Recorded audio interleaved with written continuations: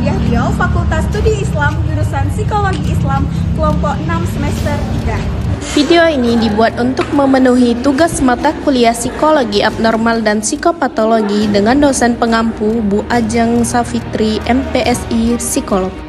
Kami dari kelompok 6 yang terdiri dari 3 orang masing-masing bekerja sama dalam memenuhi tugas yang berjudul Gangguan Suasana Perasaan dan Bunuh Diri.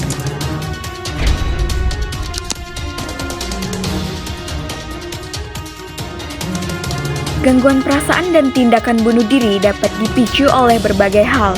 Salah satu penyebab utamanya adalah depresi, yang timbul ketika seseorang merasa putus asa, sangat sedih, atau seolah tidak ada solusi untuk masalahnya.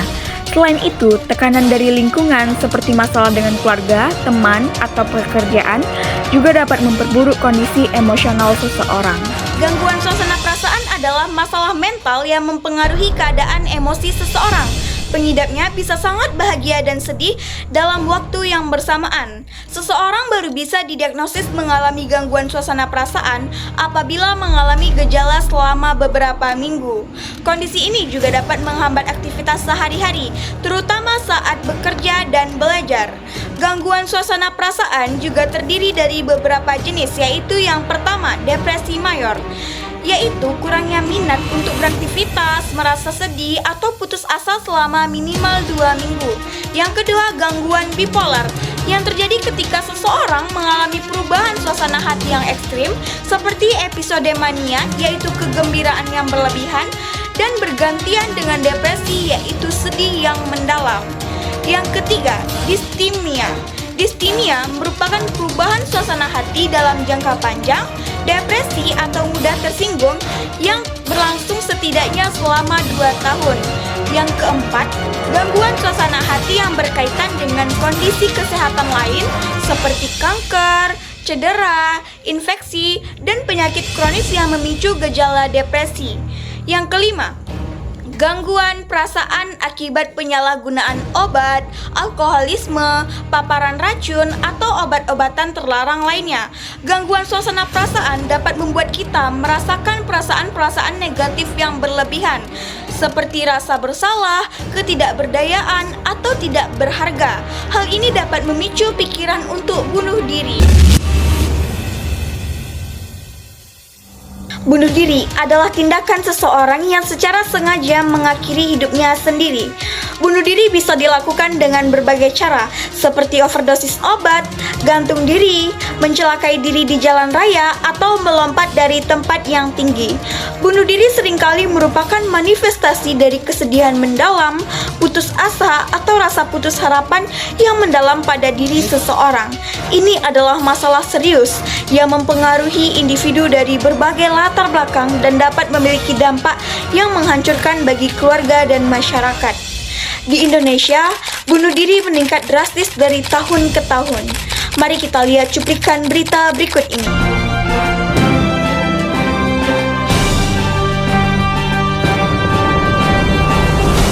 Selamat sore pemirsa, informasi petang kembali hadir ke hadapan Anda dengan informasi menarik dan terpercaya. Bersama saya Marsha Citra Nadifa, inilah informasi selengkapnya. WHO mencatat tiap tahun 726.000 orang melakukan bunuh diri.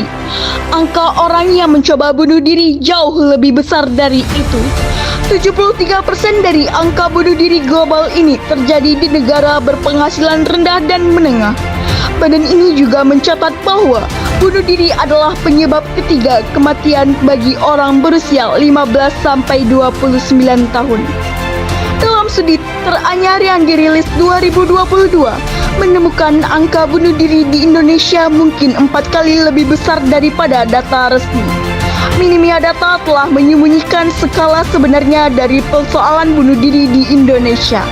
Di sisi lain, kepolisian Indonesia mengidentifikasi bunuh diri menyumbang kasus gangguan ketertiban terbanyak keempat pada 2024, selain penemuan mayat, kebakaran, dan orang hilang.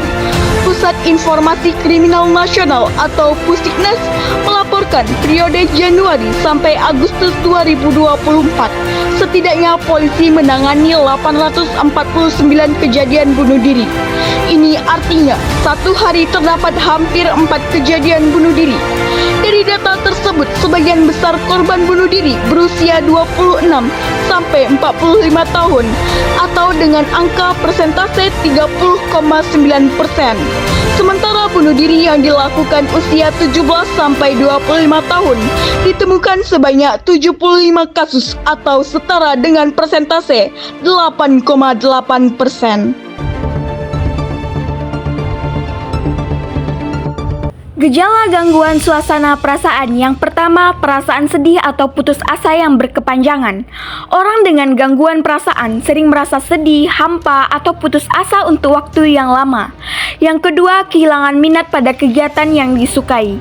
Aktivitas yang dulunya menyenangkan atau hobi yang biasa dilakukan seperti berolahraga atau bersosialisasi menjadi tidak menarik lagi. Yang ketiga, gangguan tidur, insomnia atau hipersomnia. Mengalami masalah tidur seperti sulit untuk tertidur, sering terbangun di malam hari, atau sebaliknya, tidur terlalu lama. Yang keempat, perasaan tidak berharga atau rasa bersalah berlebihan. Merasa tidak berharga, tidak berguna, atau memiliki rasa bersalah yang tidak sebanding dengan kejadian yang sebenarnya. Yang kelima, kelelahan berlebihan dan kehilangan energi. Sering merasa lelah tanpa alasan bahkan setelah cukup istirahat. Yang keenam, kesulitan berpikir, berkonsentrasi, atau membuat keputusan. Gejala bunuh diri yang pertama, pembicaraan tentang kematian atau bunuh diri. Orang yang memiliki niat untuk bunuh diri mungkin akan mengatakan hal-hal seperti saya ingin mati atau lebih baik saya tidak pernah lahir. Ungkapan semacam hal ini menunjukkan adanya keputusannya dalam keinginan dia untuk mengakhiri hidup. Yang kedua, menyimpan pil-pil berbahaya atau senjata tajam. Mengumpulkan obat-obatan berbahaya, senjata, atau benda lain yang dapat digunakan untuk bunuh diri menunjukkan perencanaan yang lebih konkret. Yang ketiga, lebih sering mengonsumsi minuman beralkohol atau menyalahgunakan nafza. Meningkatkan penggunaan alkohol atau penyalahgunaan zat terlarang bisa menjadi cara seseorang mencoba untuk bunuh diri. Yang keempat, menjauhkan diri dari kerabat atau keluarga. Seseorang mungkin mulai menghindari kontak dengan teman dan keluarga. Yang kelima, mengalami perubahan pada kebiasaan makan atau tidur. Gangguan pada pola makan, nafsu makan meningkat atau menurun drastis, dan pola tidur, insomnia atau tidur berlebihan. Selanjutnya ada faktor penyebab gangguan perasaan dan bunuh diri. Gangguan perasaan dan tindakan bunuh diri dapat dipicu oleh berbagai hal. Salah satu penyebab utamanya adalah depresi, yang timbul ketika seseorang merasa putus asa, sangat sedih, atau seolah tidak ada solusi untuk masalahnya. Selain itu, tekanan dari lingkungan seperti masalah dengan keluarga, teman, atau pekerjaan juga dapat memperburuk kondisi emosional seseorang. Selanjutnya, penanganan gangguan perasaan dan risiko bunuh diri melibatkan beberapa langkah yang dapat membantu seseorang yang sedang menghadapi masalah emosional. Berikut langkah-langkah yang umumnya dilakukan. Yang pertama, mendengarkan dan memberikan dukungan emosional. Langkah awal adalah mendengarkan dengan penuh perhatian dan tanpa menilai. Dukungan yang penuh empati bisa membantu seseorang yang sedang merasa tertekan. Yang kedua, mendapatkan bantuan profesional, psikolog atau psikiater dapat memberikan terapi seperti konseling, membantu memahami masalah yang dihadapi, dan memberikan strategi untuk mengatasinya. Yang ketiga, penggunaan obat-obatan bila diperlukan. Dalam beberapa situasi, dokter mungkin meresepkan obat untuk membantu mengendalikan gejala seperti depresi atau kecemasan. Yang keempat, mendorong aktivitas positif.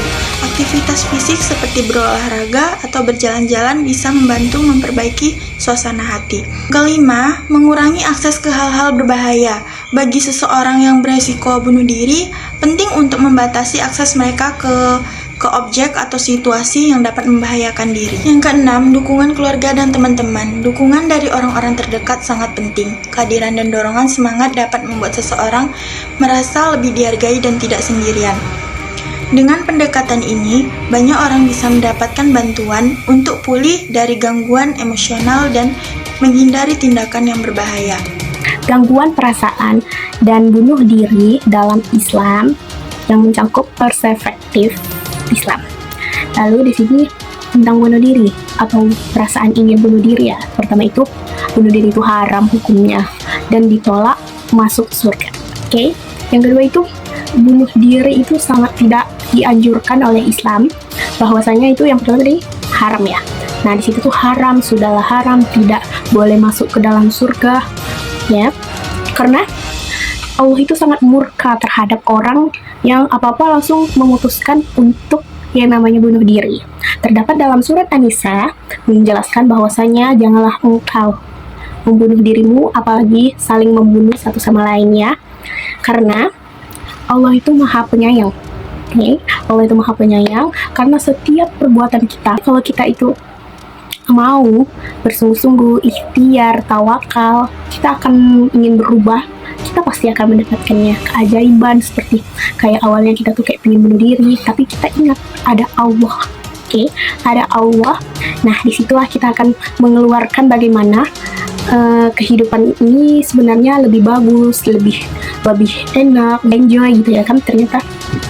Ternyata nggak serumit yang kalian bayangkan, langsung ngarah ke bunuh diri. Jadi untuk kali ini saya membahas tentang perspektif dalam Islam. Ternyata itu diharamkan, sangat dimurkai oleh Allah Subhanahu wa Ta'ala, dosanya sangat besar.